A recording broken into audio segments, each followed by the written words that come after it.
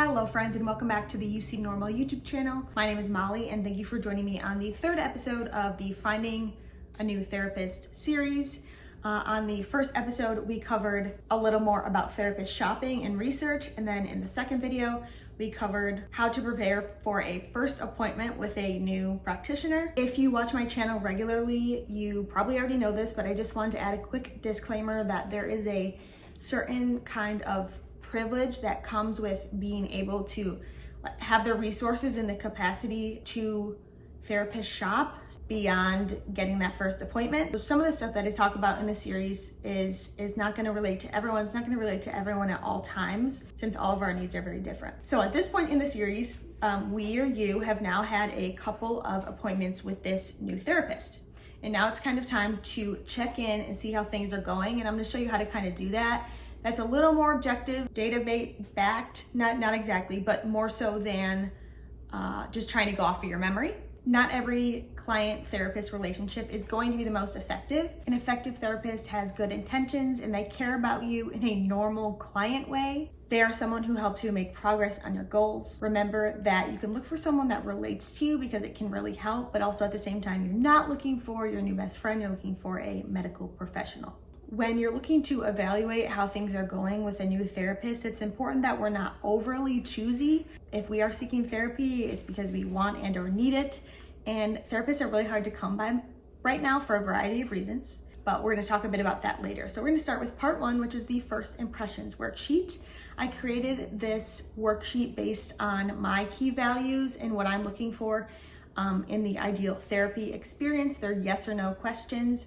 And the idea here is that you would go and fill them out like three-ish sessions and then be able to look for patterns and compare them and see how things are going. My thinking is that this adds just a little bit of data and objectivity and also allows you to record what you actually thought after the session, so it could be more accurate. But feel free on this list to add or subtract the values that matter to you or to tweak the questions on here. I'm going to put that in the card. It's free, it's downloadable, and I'm also going to put it in the description. I'm going to read off the questions from it. So, yes or no, I feel seen. Yes or no, they seem knowledgeable. Yes or no, they provided thought exercises or tool suggestions that could be helpful to me. Yes or no, their treatment philosophy is up my alley.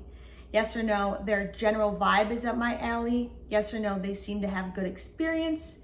Yes or no, their office space is up to par. And yes or no, the commute is okay with me, even if I have to go weekly. I do this for 3-ish sessions. If I get that far, one time I did not get that far. I got as far as the first appointment and made it through somehow, but the psychologist had never heard of my diagnosis, which is obsessive compulsive personality disorder, which has been around and named as such since, put in the thing here, I don't know, like the 60s? No. The 80s? I don't know. I don't have a specific way to measure the points on these questionnaires, but the more yeses, the better, because it indicates that they're closer to the values that you wrote down and made the questions on. My advice here is to use this as a tool. Also, I'm not a professional. This is like created from scratch from things that have helped me that I'm just sharing. So this is a tool to help you kind of consider more intentionally, but it's not like a yes or no based on this tool. Please don't think of that as that, because this came from my mind, and let's just. So deciding to continue with this person that you've been seeing, it can be less work for you. And then the opposite is continuing to see, it can be more work for you. It can add significant more time until you get that first appointment. You could be waiting as long as several months, or you could be waiting as short as like next week. You never know. The new therapist could be less than ideal, and so maybe you should have stuck with the first one. I'm going to give you more things to consider before making the decision as well, whether to stay with this person or to potentially seek out another provider, which is a gamble in and of itself.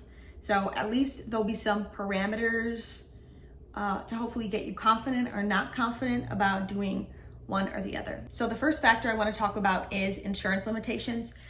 So depending on if you have insurance or not, depending on what insurance you have or not, depending on what policy you have or not, depending what services or what providers are in network versus out of network, you want to make sure that you do the research and have that stuff in mind, you could end up paying a very big bill if they're out of network that maybe you didn't want to. So insurance limitations, this might be the place, the place that you're going to, this might be the place.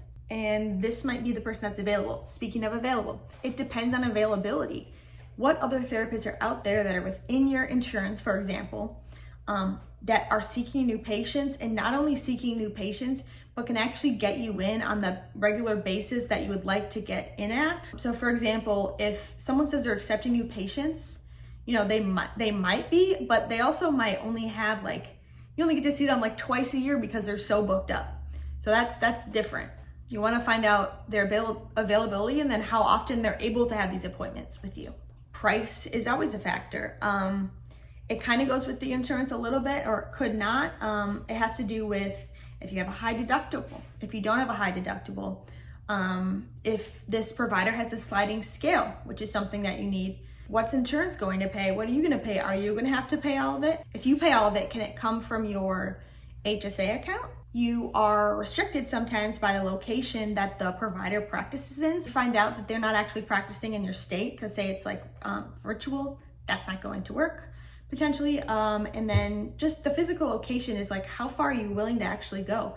If you have a job, I don't know that you're going to be able to have a 30-minute commute over to where the therapy is and then 30 minutes back to work. I don't know if that's going to work.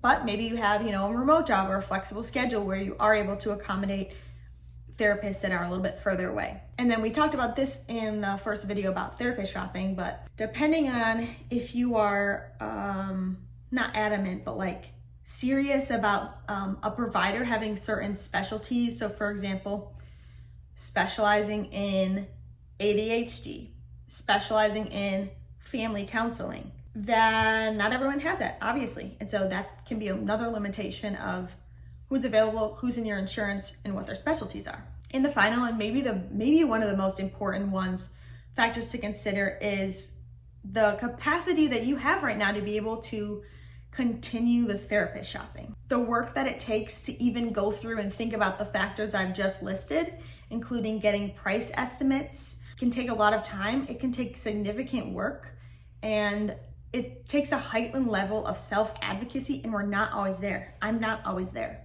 Having to call different places, having to do research can be very, very frustrating, because especially in the United States, it's not very clear-cut or straightforward. That's part of why I make the videos that I do. And I don't say this to stop you from continuing to shop, but I do say just be aware of that, because it is an important factor, and it's an important factor I've found when making decisions in the past. That is the end of part 3 of this video series. I thought this was going to be a 3-part series, and I thought this was going to be the final video, but then I realized I never talked about breaking up with your therapist and how to do that in a way that feels right to you. And then also just when you feel that you may not be needing therapy service as much at all or as often. So that's going to be a part 4. If you have any other suggestions for this series that maybe I'm missing, do feel free to let me know in a comment. Be sure to subscribe so you don't miss part 4. And then also be sure to download the questionnaire. Thank you so much for watching. I'll see you in my next video. Bye.